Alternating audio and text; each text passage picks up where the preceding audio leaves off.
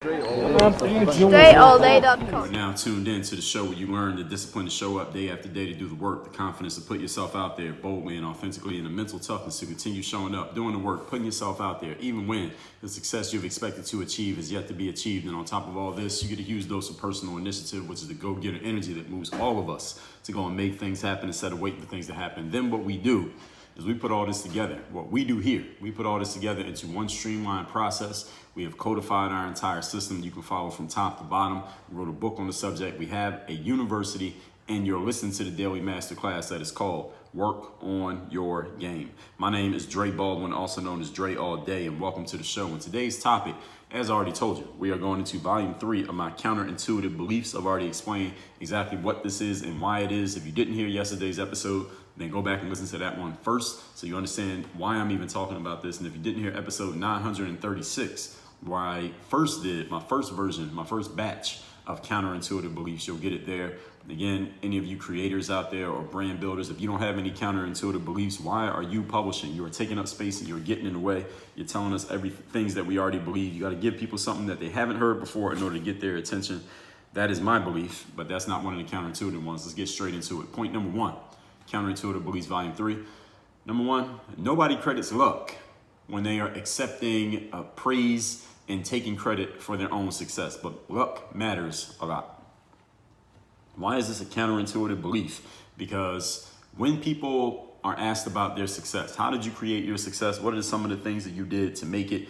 Usually you get people talking about things like, well, these are the strategies that I followed, and this is the process that I did, and this is the person that I knew. These are the connections that I made. Here's how I was able to make money doing this, and here's how I made X number of dollars in this much time, and here are the strategies. And if you want to learn how to do it, you can take my course, you can come to my event, you can sign up for my seminar, you can download my free download. Everybody does it. These are the things that you need to do in order to get the same skills that I have, to get the same results that I got.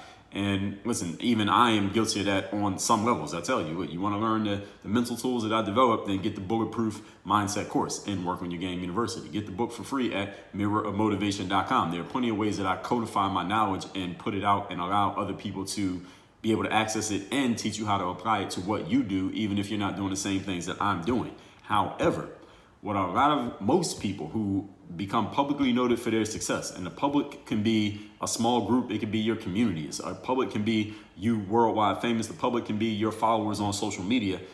Hardly anyone ever says, part of the reason I became successful is because of this lucky thing that just happened to me. This stroke of luck that happened to occur to me or for me. This was a huge part of me creating success. Had that not happened, had this one thing not happened, I wouldn't have become successful. I talked about this in the Hard Work Ain't Enough masterclass. You can get it for free by going to hardworkaintenough.com. It's a 90-minute video where I explain how you need a lot more than hard work, specifically 8 specific elements in addition to hard work in order to become successful. And the number 1 thing that I list on there, actually, I think it's number 2. Number 2 thing I list on there is luck. You need luck to become successful in life. Nobody has ever told you that. I doubt anyone's ever said that to you, that luck is going to play a role in you becoming successful, but it does. I'm 6 feet 4 inches tall. Neither of my parents is even 6 feet tall. Had I been the average height of my parents, I probably would not have become a basketball player, and maybe I would have come across this whole work on your game philosophy in a different way, but it wouldn't have been set up the same way that it's set up now had I not had the stroke of luck to be tall enough to qualify to even do what I did on a basketball court. That was luck. I graduated from college in 2004. The very next year, a brand new website called YouTube came out. Around the same time, this website called Facebook came out. And a year or so later, we started using this new phrase called social media. And I took advantage of that. Now, did I take actions to take advantage of it? Yes. Did I publish 15,000 pieces of content over the last 15 years? Yes, I have. Did I take advantage of YouTube when I saw that I was serving an underserved audience of basketball players who wanted to learn how to play? Didn't matter who they were learning from because they damn sure didn't know who I was when they first saw my videos. Yes, I took advantage of that and took action on all those things. Did I work hard with the fact that I was 6'4" to become a good basketball player? Yes, I did. But had I not been lucky enough to be that height, had I not been lucky enough of all this internet stuff, internet 2.0, we can say, becoming what it became at the exact time that I was getting out of school and trying to figure out what I was going to do with myself in my life and how I was going to make it happen. Had that not happened at the exact same time, would all of this even exist? Would work on your game exist in the state that it's in right now? Would it exist in this current form? The answer is probably not. And I'm the one who did it, so I'm qualified to say that. Wouldn't have happened this way. Maybe it would have happened, but not this way. And luck played a role in that. Very rarely does anybody say, you know what, this lucky break is what helped set me up for all the hard work that I did to create success. Usually when people create success and they are publicly recognized for their success, they talk about their hard work, again, their strategy, their process. Here's how you can do the exact same thing. Why do we do this? Well, because we're human and human beings have egos. And if I just come up to the stage in a room and I say, well, listen, the main reason I have created 100 times more success than all of you in the audience is because I got lucky. And then I go sit down, all right, there's no value. All right, you didn't get anything from me. But if I get up there and serve my ego, and part of this is serving my ego, and most people who get publicly acknowledged for their success will never admit this, but part of serving my ego is me telling you, this is what I did. This is the hard work that I did. This is the insight that I had. This is the idea that nobody saw until I saw it. Here's the breakthrough that I came across that changed everything for me. And this is why I created that success. This serves my ego to make myself look and feel like a superstar. And that's the reason why I'm being recognized for my success in the first place. And so it makes sense for me to do it. And all human beings do this because we all have egos. Now, I'm not saying that luck is 100% responsible for somebody's success, but it absolutely plays a role. And for you to create your success, luck is going to play a role. And if you end up not creating success, despite your attempts to do so, luck will have played a role in that as well. So the question might be, well, Dre, what can we do about luck? Is there a way to manufacture luck? Is there a way to, maybe you heard somebody talk about making your own luck? I'm not talking about that kind of luck. I'm not talking about the make your own luck type of shit. I'm talking about, is there a real strategy where you can kind of maneuver yourself to get lucky? As a matter of fact, there is, because I made some master classes on the subject. I know you could not have guessed that I had some master classes on luck, but I do. Episode number 854, a strategy for luck is to be outside often. Episode number 840, directly related to what I just said. Does luck matter? Yes, and here is how to use it. Again, that's episode 840. Episode number 405, I tell you why some results that you get have nothing to do with luck. It's just the fact that you're not doing the things you need to be doing. Episode number 280, I talk about repeating your success, because if you get lucky and something happens for you one time, well, if something happens for you only one time and you can't repeat that success, it's probably because you got lucky. But if you're real and you're serious and thorough in what you do, you'll be able to recreate your success. Episode number 1220, I told you how to manufacture luck. And episode number 1154, luck, good and bad, does matter. And here's what to do about the fact that luck will play a role in some way, shape, or form in your life. Again, that's nobody credits luck when taking credit for their success. Point number 2.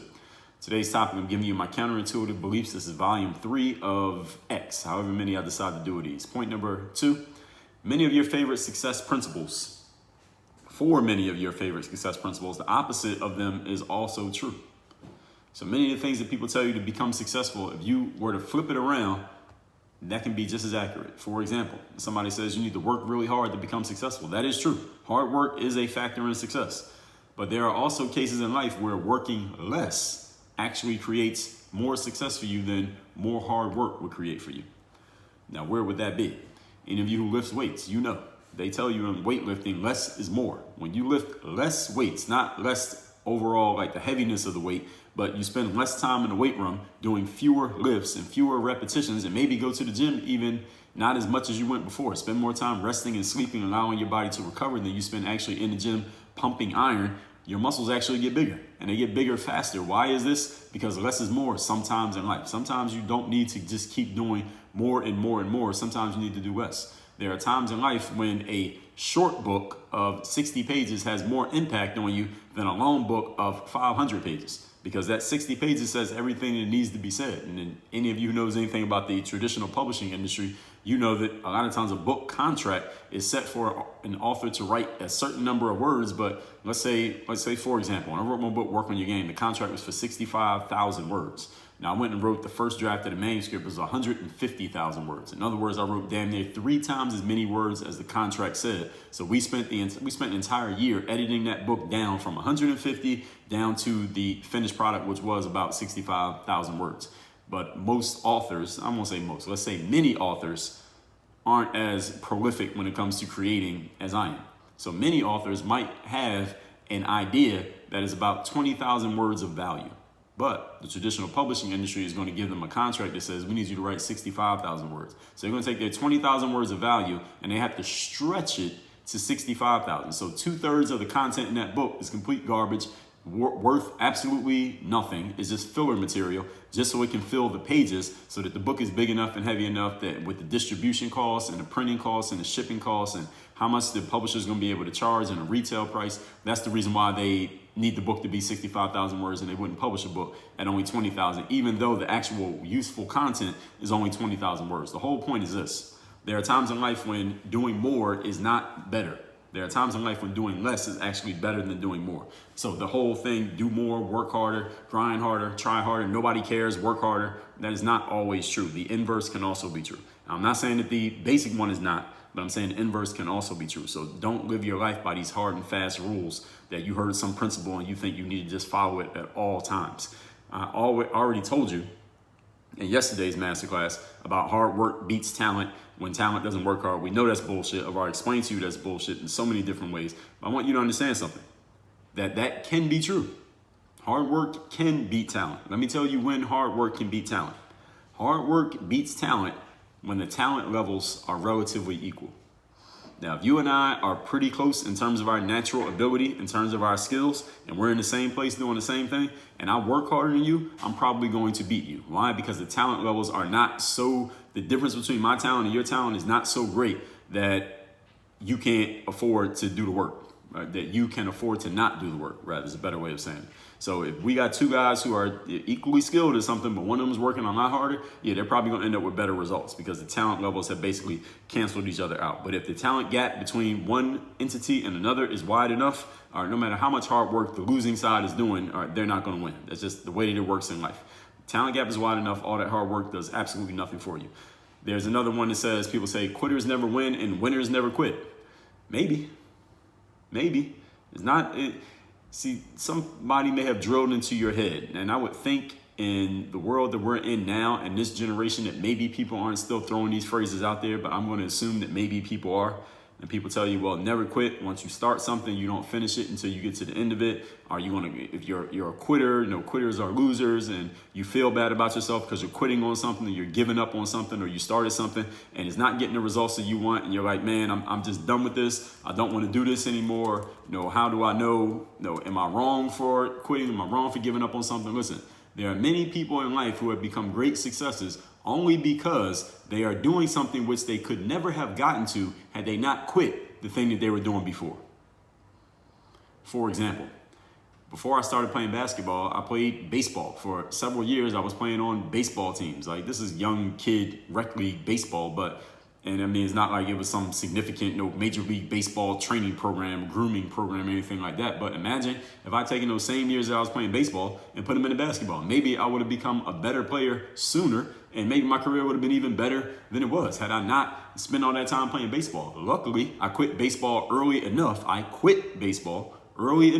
That I could go play basketball, and I was able to make something of myself as an athlete. But I had to be willing to quit thing one in order to get to thing number two. And had I been stubborn and said, well, winners never quit and quitters never win, and I'm gonna just stick with baseball and see what happens, then I would have been a damn idiot who definitely wouldn't have made it as a baseball player. That guaranteed I wasn't making it as a baseball player. Who knows what the hell would have become of Dre Baldwin had I not been willing to quit on the thing that I had been invested in for a couple years up to that point. Sometimes in life, it makes sense to quit. It takes strength to quit, ladies and gentlemen. Now, sometimes quitting means you're just a weakling who didn't want to do the work. Sometimes quitting means you've done everything you could do in that space and it's not the right opportunity for you, and you need to get the hell out of there so you can go do something else because your time is limited. You ain't got forever to try everything. All right, so you got to be willing to quit things. And guess what? There's a masterclass on that. Episode number 1662. The topic is when to walk away in strength. And there's a difference between quitting and walking away in strength. And I explained that difference again in episode number 1662 at workonyourgamepodcast.com, by the way. That's where you can get access to every episode of the show. Or if you go to dreallday.com and just type in the number in the search bar, that episode will come up if you like to listen to it that way. Either way, you have access. So there are many times in life that you need to quit. If you're a type of person who's so stubborn that you refuse to quit anything that you've begun, but then you're not good at the thing and then you won't quit, well, what's going to happen? You're setting yourself up to lose. You're setting yourself up for guaranteed failure because you're not going to quit something that you're not even good at. What sense does that make? Tell me how that makes sense. Of course it doesn't make sense. So this shouldn't even be a counterintuitive belief, but because we get drilled in us, it gets socialized into us, these beliefs, these sayings, these phrases from people who don't even know what the hell they're talking about, and they cannot even justify the counters of any of these points, then you probably shouldn't be listening to them. All right, let me say again what I just said. Whenever someone gives you some type of principle and they say, this is the principle, it's a hard and fast principle, it's a tried and true principle, ask them to make an argument for the exact opposite perspective. And if they can't do it, then you probably should take what they said with a little bit of caution. And the reason why I tell you that is this. Anyone who can make a solid argument for one side of a perspective, they should be able to argue the other side, because if they can't argue the other side, that means they have never even considered the other side. And they may be blind to what the other side, what it looks like to even have the other perspective, which means they haven't even considered every angle of the situation. So they're giving you some type of principle, or what they claim is a principle. They never even thought about the other way of looking at it, which means it's not really a principle to them. It's just an opinion that somebody gave them that they decided to believe, and now they're just going to repeat it to somebody else. If they can't argue both sides of it, you shouldn't listen to any side of what that individual has to say. And let me help you save you a ton of time in life and a ton of attention in life with what I'm about to tell you right here. Most people cannot do that. Therefore, you shouldn't be listening to most people. If they can't argue both sides of a perspective, don't listen to anything they have to say on that point, because they have never even considered it. If they considered it, they'd be able to argue both sides. Point number 3. Today's topic, once again, is Counterintuitive Beliefs, Volume 3. And actually, what I just gave you was a counterintuitive belief. So when I do Volume 4, that'll be one of the counterintuitive beliefs, that someone should be able to argue both sides of any point. But I kind of threw that in there as a bonus. Point number 3. Being good matters once you are in the room. Being liked and being accepted and having the right relationship, that matters a lot more when you're outside of the room.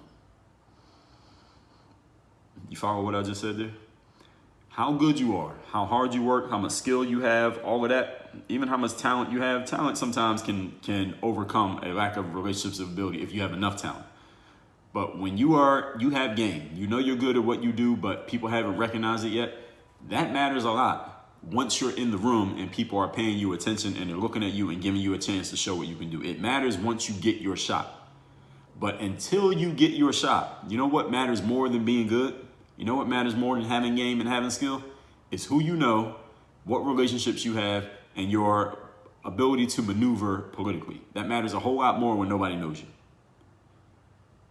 Now again, there's a reason why I'm giving you this in an episode called Counterintuitive Beliefs, because most people would never ever tell you what I just told you.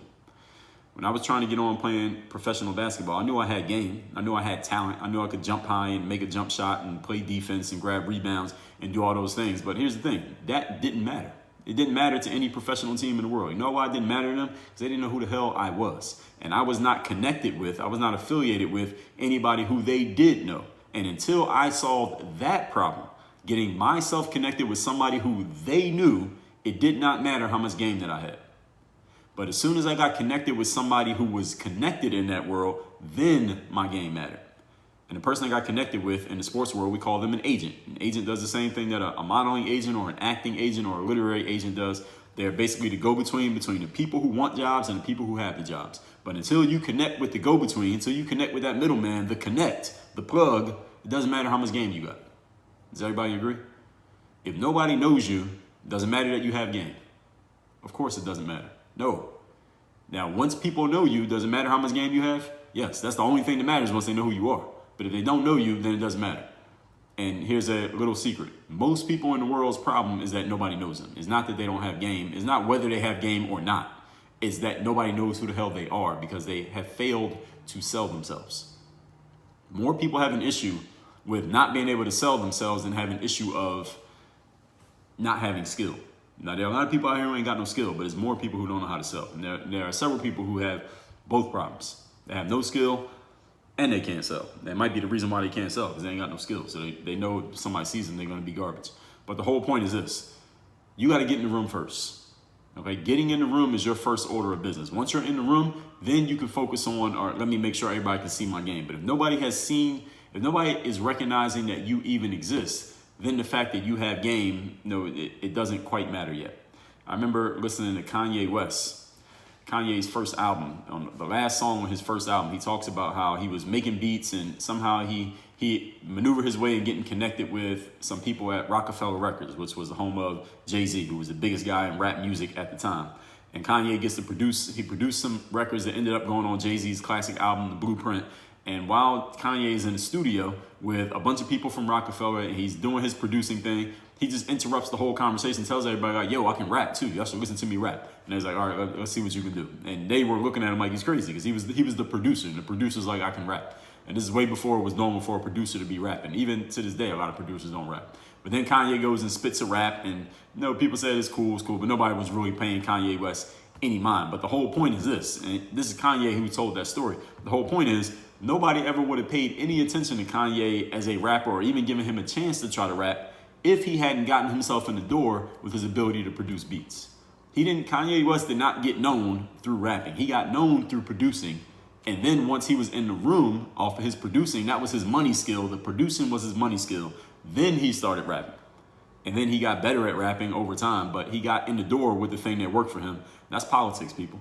If you think politics is a negative thing, that could be another counterintuitive belief. But I talked about why to be political ASAP, episode number 747. Talked about making politics work in your favor back in episode 131. And episode 1692, just a few weeks ago, why you suck at politics and how to fix it. So if you're trash at politics, meaning you're trash at building relationships, if nobody knows you, if you have game but you can't sell it, that means you suck at politics. All right, that's just another way of saying it. All right, if nobody knows who you are and you're not able to leverage your relationships to get your game seen, it is because your political skills are terrible. You are trash at politics and you need to get better. You need to get better now. Now, I made a masterclass to help you. That's episode 1692. Go listen to it now, listen to it twice, and take notes. So being good matters after you're in the room. Point number 4. Today's topic is Counterintuitive Beliefs, Volume 3. The fourth counterintuitive belief: many people want to alter the structure and the rules of the game. And the game could be anything. It could be politics, it could be sports, it could be government, it could be business, it can be whatever you're doing. They want to alter the rules of the game to be more equal for everyone. All right, this will fail. All right, I kind of already talked about this in yesterday's episode when I was talking about that was point number 4 as well. When I talked about you want things to be unfair. That was my belief, is that you want unfairness in life so that you can use it to your advantage. You don't want everything to be fair because then you'll be competing against everybody in the world, and that's a very exhausting job. You want to compete against only a few people, and the people who have the same unfairness that you have, which makes it a much easier play to beat 5 people than it is to beat 5 billion people. But anyway, what I'm saying here is that some people want to change the game to make it more equal and give everybody the same opportunity. First of all, this will fail. You can't give everybody the same opportunity because everybody is not the same. So why everyone would have the same chance makes no sense. It's a waste of resources. And this has already failed for decades. People have tried for decades to even the playing field and give everybody the same opportunity. Listen, these things have been going on since before we were alive. People trying to level the playing field and give everybody the same chance. It has failed over and over again for decades. So if you think you and your generation and your friends, you're going to be the ones who finally make everything equal, I'm telling you now to save your time, money, attention, energy, and focus, because it will fail. But if you want to try to defy the odds, go ahead. Start a podcast and talk about it after you succeed. But you got to have some proof that shows you succeeded. And let me tell you right now, you won't have any proof. So your podcast will never start. You cannot level the playing field and make everything equal. It's impossible. This will fail. It's already failed. Here's the better bet. Here's what you should do instead. Work the system for you so it can work for you as it is, not expending energy trying to change the overall landscape or the system or the industry, whatever you happen to be involved in. There are some changes that will happen. Change usually happens pretty gradually, and it takes a lot of resources to force an overall change in a landscape. What I would suggest that you do is to get into the game as the game is set up, and then you make your changes from the inside. Don't try to change it from the outside. You could build something brand new from the outside, and then you can have your way of doing things. But again, it takes a lot of resources to do that, and you're betting on yourself, and there's maybe a 50-50 bet, and you might lose. All right, there's a reason why the house makes so much money, because the house usually takes you. So if you want to make that bet, go ahead and make that bet, but you better damn well know the odds that you're going up against. All right, so don't make the bet and then say, well, nobody told me that I was getting into a bet that I was probably going to lose. Well, Dre Baldwin is telling you right now that you're getting into a bet that you are probably going to lose. You do not want everything to be equal. All right, you don't want to make the game the same for everybody. I mean, if you really think about it, does everybody have a skill to be doing what you do for a living? Does everybody have the ability that you have? Or should I take your spot at work one day because equal opportunity and do the same job you do? No, I would probably fail at it because I don't have the skills that you have. And you shouldn't do my job because you ain't got the skills that I got. This is how it is, people. What you need to do is learn how to play the game based on the resources that you have for you, based on the skills that you have. Not try to make sure everybody gets the same chance to do the same thing that you do. That's crazy. Why would you want to do that? And you're not only setting yourself up for more work than you need to be doing, you're also setting up a bunch of people to fail because they ain't going to succeed at it no matter how hard you try to rig the system or change the system or whatever you want to call it. All right, you use whatever words you want. It ain't going to work. All right, am I making myself clear? Good. Let's recap today's class, which is Counterintuitive Beliefs, Volume 3. Number 1, nobody credits luck when they are taking all the credit and accolades and acceptance for their success, but luck matters a whole lot in success and matters a whole lot in failure as well. Point number 2, many of your favorite success principles, the opposite of them is also true. So yes, you do need to work hard, but sometimes in life, working less is a better decision.